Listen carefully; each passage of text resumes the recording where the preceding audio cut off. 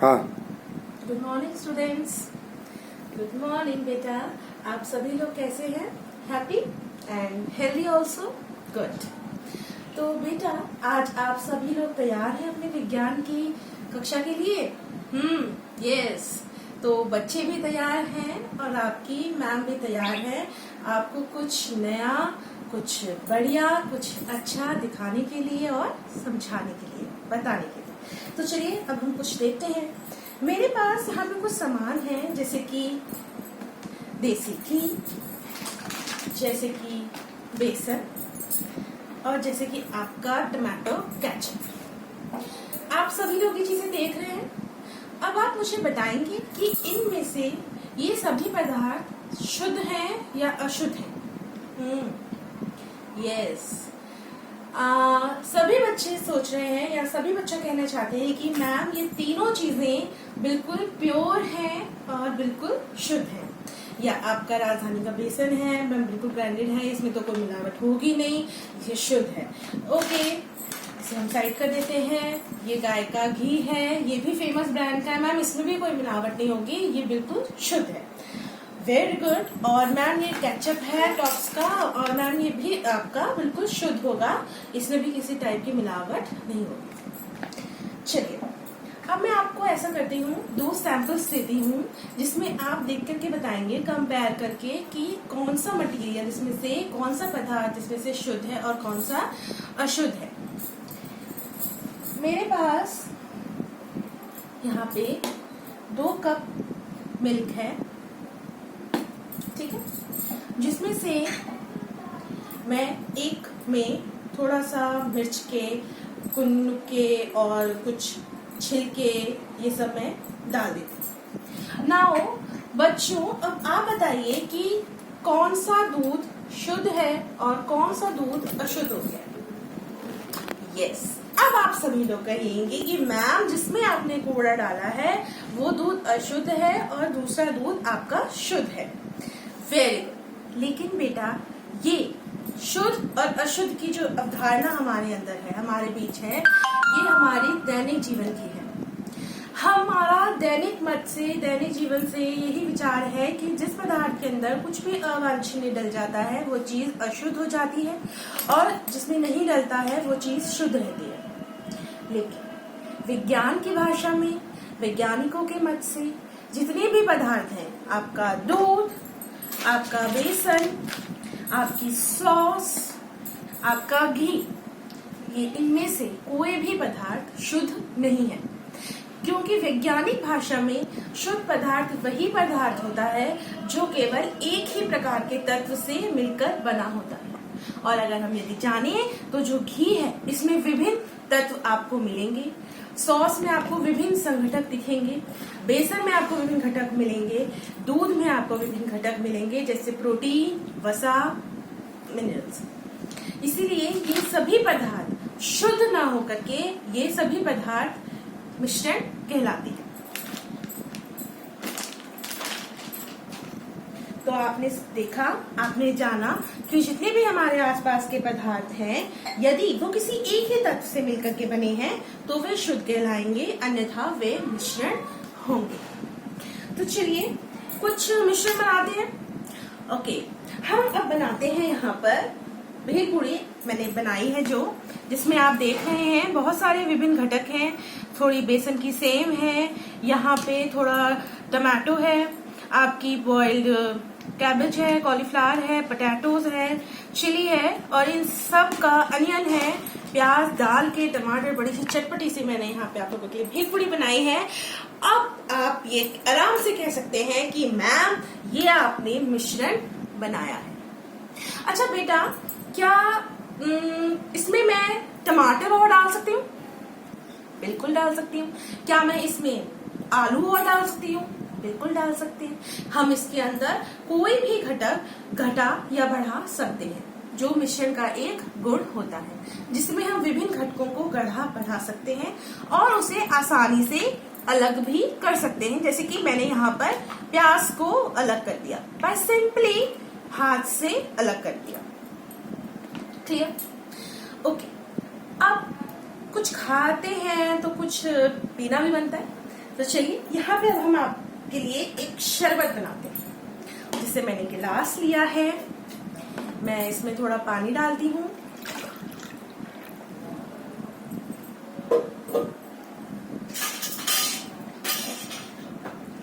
और इसमें हम थोड़ी सी शुगर ऐड करेंगे। और गर्मियाँ आ गई हैं तो चलिए थोड़ा रूअफ़ज़ा पिया जाए। इसमें मैंने थोड़ा सा रूअफ़ज़ा ऐड कर और इन सब चीजों को मैंने अच्छे से यहाँ पर मिला लिया। यस, तो हमारा शरबत रेडी है। क्लियर? ओके। अब बेटा ये क्या है? क्या ये शुद्ध पदार्थ है? नहीं, ये क्या है? ये मिश्रण है। लेकिन क्या आप इसमें अलग पता लगा सकते हैं कि मैम पानी यहाँ पे है, चीनी यहाँ पे है और रूअफ़ज़ा यहाँ पे? नहीं, लेकिन हमने यहाँ पे तो पता लगा लिया था।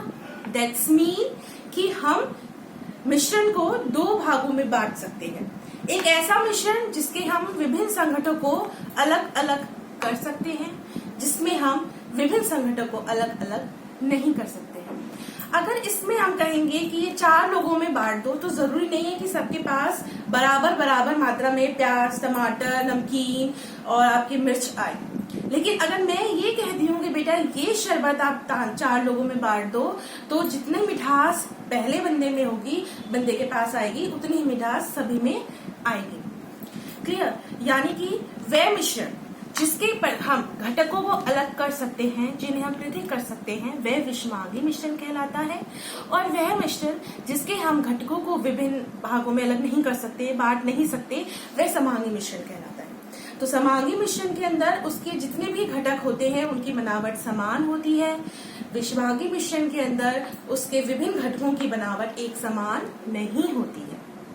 ठीक है बेटा, तो हमने मिश्रण को भी 2 कैटेगरी में बांटा है, विषमांगी मिश्रण और समांगी मिश्रण। लेकिन इनसे आगे भी इसे हम और विस्तृत रूप में जान सकते हैं, जिसके लिए अब हम एक और एक्टिविटी करेंगे।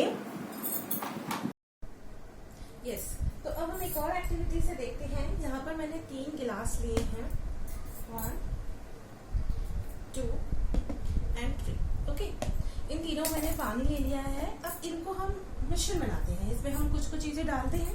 तो पहले में मैं डालती हूँ शुगर पाउडर और इसको मैं अच्छे से यहाँ पे डिसॉल्व कर देती हूँ। ठीक है, इसे मैं अच्छे से मिलाकर इसको घोल देती हूँ।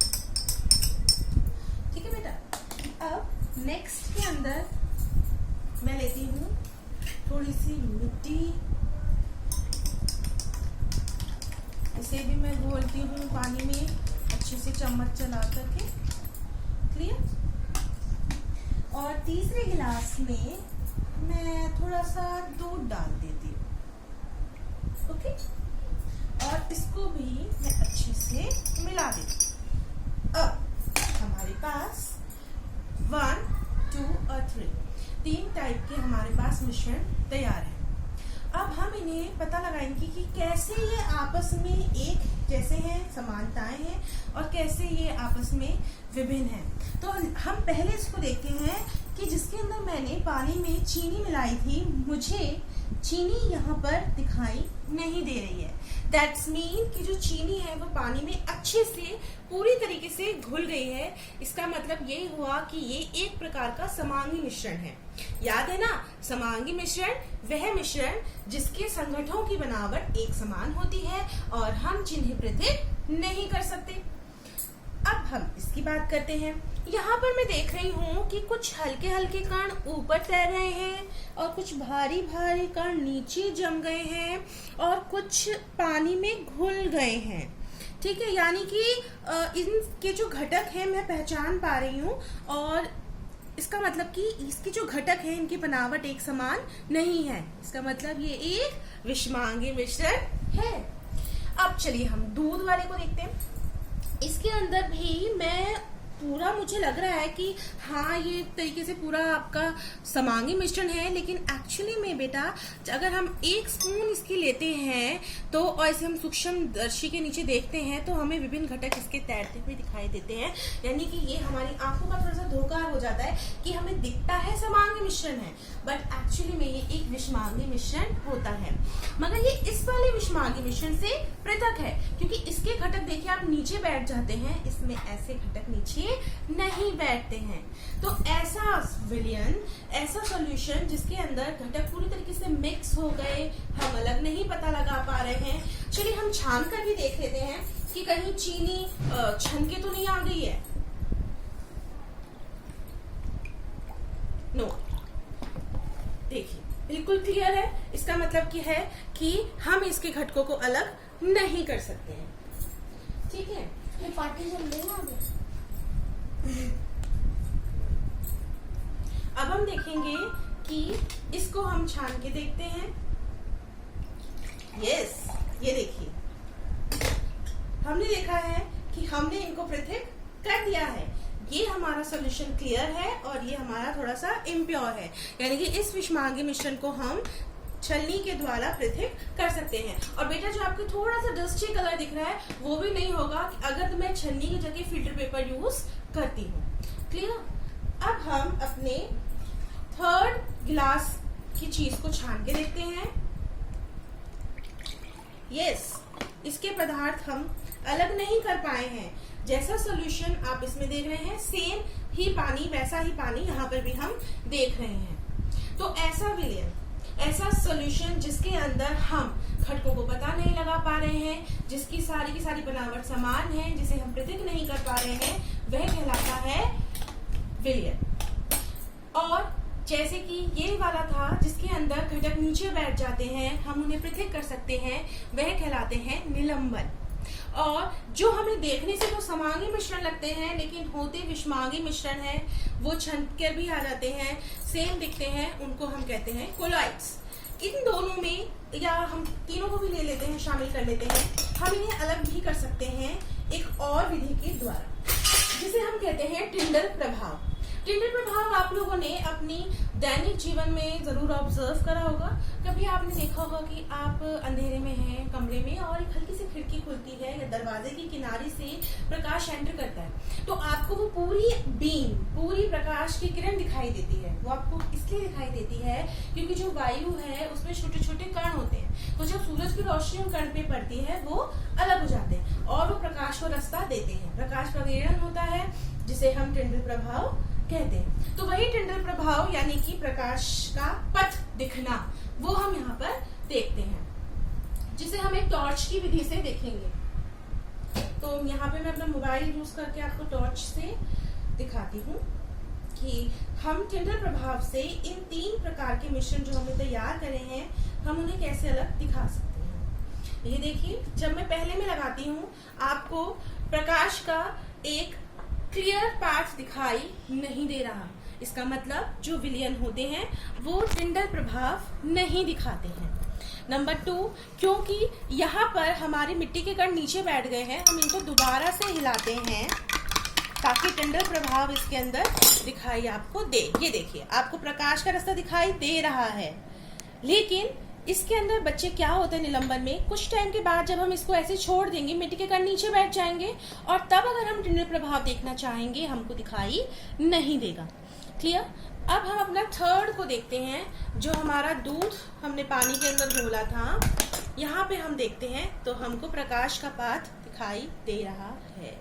इसका मतलब कि कोलॉइड्स जो होते हैं वो टिंडल प्रभाव दिखाई देते हैं उसके अंदर। इसका आज हमने क्लास में अपने देखे कि हमारे आसपास के जितने भी पदार्थ हैं वे सभी के सभी शुद्ध नहीं होते, वे सभी मिश्रण होते हैं।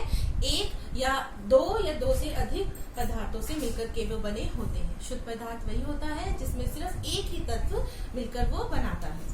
सबसे पहले हमने उन्हें 2 कैटेगरी में ब्रॉडली डिवाइड किया था, समांगी और विषमांगी मिश्रण, जिसमें आप उसे आसानी से पहचान सकते हैं। अगर वो उसके संघटक अलग हो जाएं तो विषमांगी है, अगर नहीं हो पाए तो वो आपका समांगी मिश्रण है। समांगी विषमांगी मिश्रण को से हम और आगे बांट सकते हैं। समांगी मिश्रण का एक उदाहरण है आपका विलयन और विषमांगी के आपके 2 उदाहरण हैं, कोलॉइड्स और निलंबन। इस चैप्टर के यहाँ तक की नोट्स बेटा मैं आपको नेक्स्ट क्लास में दूंगी। आप इस वीडियो को देखें, नहीं समझ में आता दोबारा समझिए, जहाँ पर प्रॉब्लम है आप मुझे क्वेश्चंस कर सकते हैं। Thank you.